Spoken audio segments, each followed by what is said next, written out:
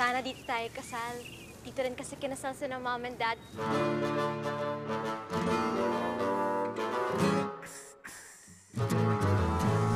Kung pambayad nga sa Meralco, hindi ko alam kung saan ko hahanapin eh. Mag-hotel pa para sa reception? Kaya nga yan ang pag-usapan ninyo bukas. At wag na wag kang papayag na silang masunod. Lalaki anak mo.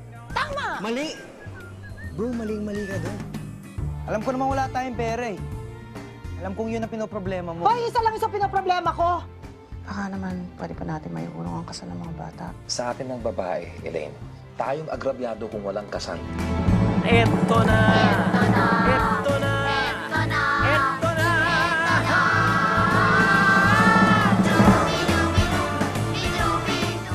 Ang pag-asawa ay di biro.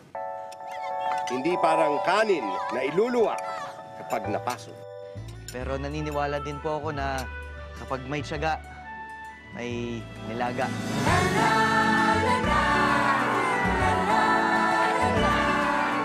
Ano to, Dad? Lulusubin natin ang bahay nila. Wala akong pakialam. Kahit presidente pa ng buong mundo ang mga magulang ni Tracy. Ang point ko lang naman kasi, batang-bata pa siya eh.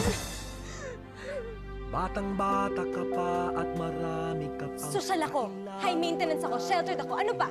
Sige, say it. Baka mamaya dahil sa babaeng yun, alkoholik ang kabagsakan yan. Alcoholic agad.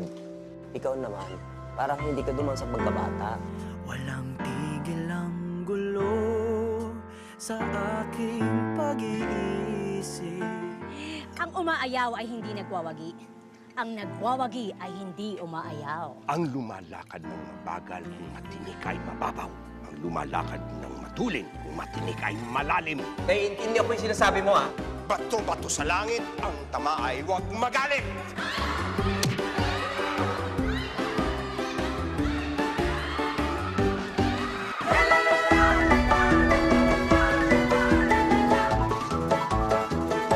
Ano ba talagang problema? Anong problema? Hindi nyo ba naiintindihan? Yung mga lintik na yan, ginawa nila akong lola! Panalangin ko sa habang buhay, makapiling ka, makasama ka, yan ang panalangin. Mag-umpisa tayo ulit. Subukan mong magmahal o giliw ko, kakaibang ligayang matatamo.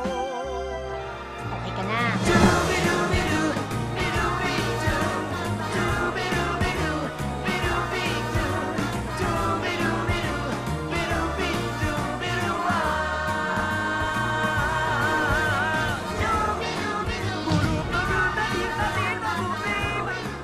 Bakit kasi tayo ganito?